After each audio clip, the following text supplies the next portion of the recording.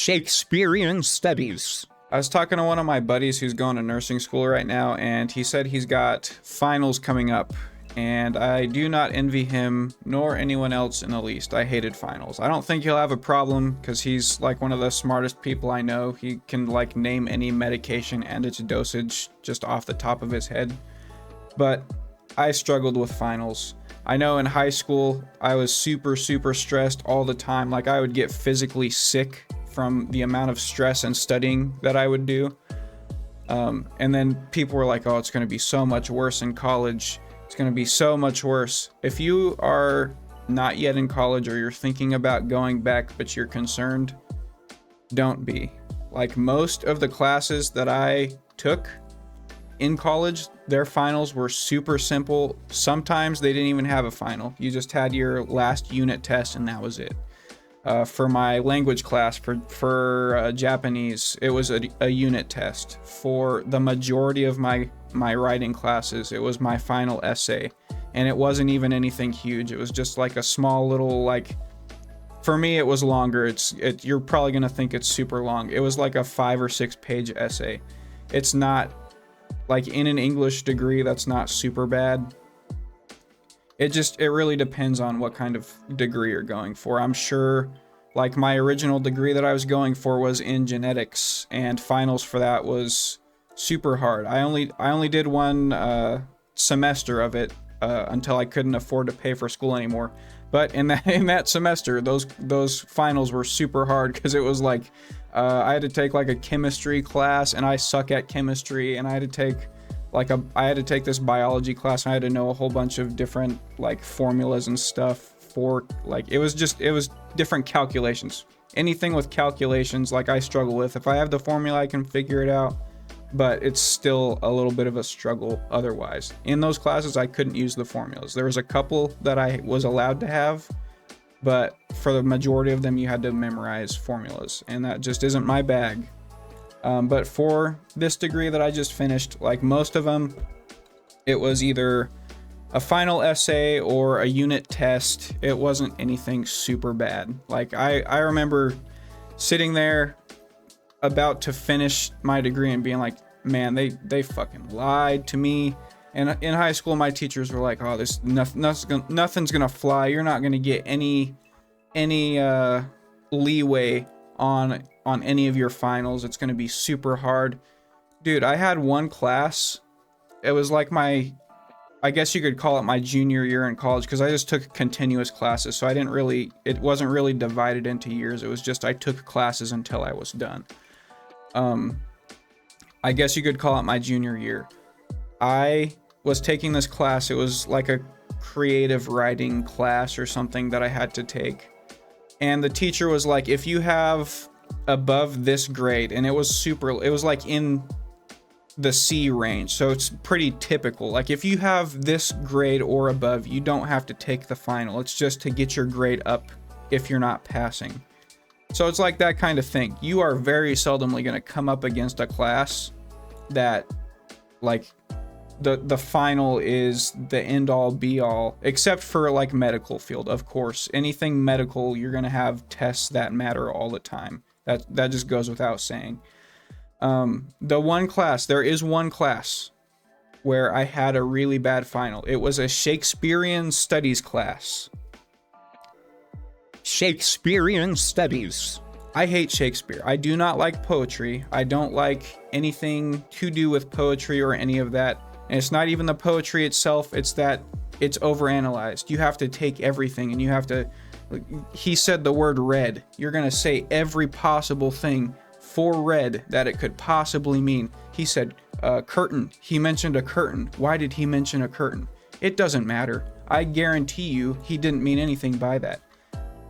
You sit down. One of my instructors was an actual like author, and she said she went to a book club where they were analyzing her book, and they were talking about like a waterfall that one of the characters jumped down to escape a villain or something. I forget what it was.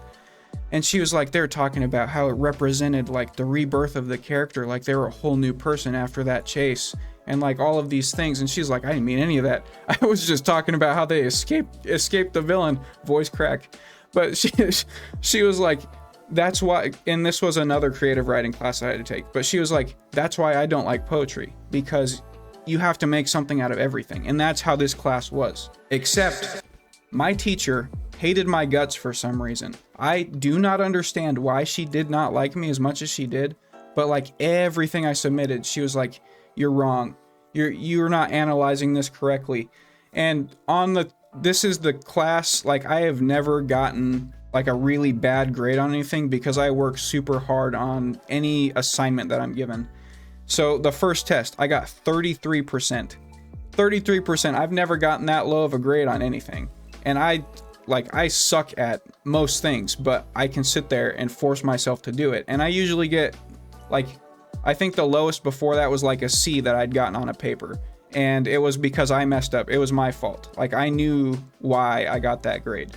She was like, you got 33%. And why did I get 33%? Why is it this low? Did I do citations wrong? Because I struggle with citations even to this day. Like I have to look up just to make sure, because I don't trust myself with them, to make sure I'm doing them right.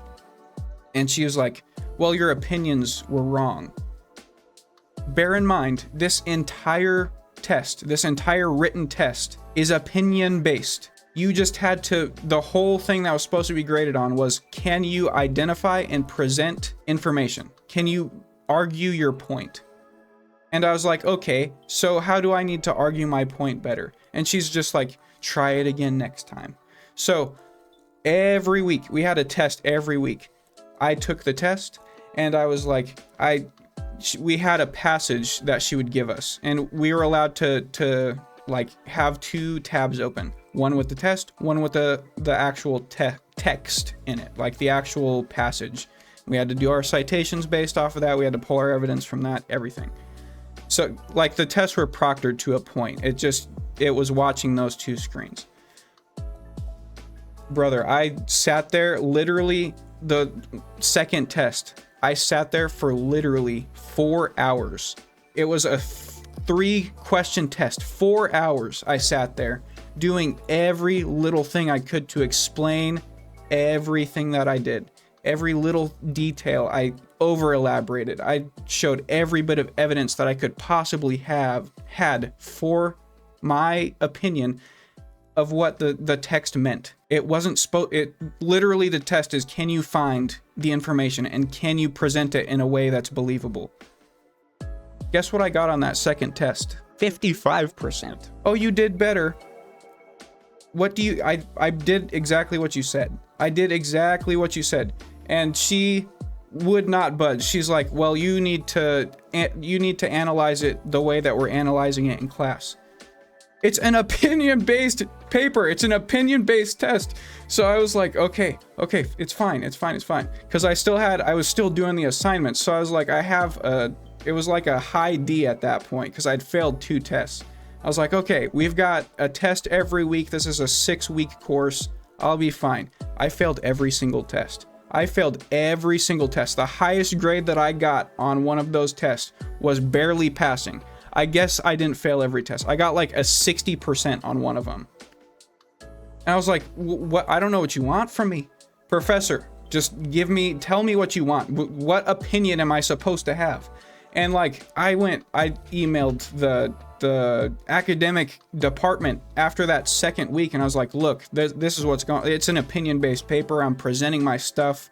I'm using all of the proper formatting, and I'm still failing these tests. And they're like, oh, well, you just gotta adapt to the teacher's syllabus. I combed through that thing. I combed through that whole damn syllabus. There was nothing in there that talked about anything that I was doing wrong. It was literally, she just didn't like what I had to say. And it's not like it's a controversial opinion piece even. And even if it was, it's evidence-based. You're looking for evidence. It's literally like, this is literally one of the questions. It was talking about like a battle that happened in one of the Shakespeare plays or something. And it was like, you need to look in the text and say what their motivations were for the battle. What do you think their motivations could have been? Very open-ended question. I wrote like 3 paragraphs talking about what their possible motivation was. And I presented evidence. And when I got the test back, she actually marked this one up because I remember being super mad. She marked on this one. She's like, oh, well, you were wrong because their motivation was actually this, because this is what I think. That wasn't the whole thing was, what do I think and how can I explain that? That's not the question. And so at the end of the course, I emailed the dean again, and I was like, look, I have not passed a single one of I've passed one test this whole semester. And so we had the final coming up, and I was freaking out because I was failing this class and I didn't want to have to pay for another one. And so we get to the final, and I read the instructions, and we had the final, it wasn't you had to do it in one go. It was a final paper. You had to meet certain criteria, and then you had to turn it in. It had to be at least 10 pages long. And then I looked at the bottom, and it said there's an optional extra credit. And I was like, I need this extra credit if I'm going to pass the class. So I went and I did the extra credit. I did the entire paper. When it was all said and done, it was 16 pages long without citations. Without citations, this paper was 16 pages long. And so I submitted this paper, and I think I even posted a picture of it on my other channel, where it was like, if I fail this final, I'm gonna actually cry, because I worked for so long on that paper. I sat down the day it got assigned and I wrote the entire thing. I think it took me like almost the entire day. Like, I'm not talking like my entire it took 21 hours at least to write that, and I did it in one shot. And then I waited. I was like, okay, I'm super tired. I'm gonna see if I can get some sleep. I'll edit this. And then I used the entire week of finals to get this paper polished. It was nice. It was good. This was the best paper I have ever written in my life. And I've written some good papers, man. And this paper, I submitted it, and I was like, oh, come on, I need to pass this class. And I barely scraped a pass on that paper. Luckily, it was enough to get me to pass class because it was weighted so heavily. I think I got a B. To pass the paper, you needed a C. So like, I barely got above the passing point on it. But I was like, okay, whatever. I cut my losses. That tanked my GPA. I had a 4.0 GPA going into that class. I barely passed it. It tanked everything. And I was like, I don't even care. I don't want to take that course again, because she was the only teacher that taught it. And I was like, oh man, I'm just so glad I passed that. So that's like literally the worst case scenario. And it's not even because the final was hard. It's because the whole class was ridiculous. I have never had a single issue with a single other final in my entire college career. My next hardest final was like, okay, you've got to do, I forget which class it was, but we had to write an essay that was, I think, 7 pages. But it was talking about what we wanted to talk about. So for mine, I argued like the value of animation in society, like what benefit it proposes, or what benefit it poses, sorry. And I got an A on it. But that was like the next hardest one, and it was talking about something I wanted to talk about. So it really wasn't hard.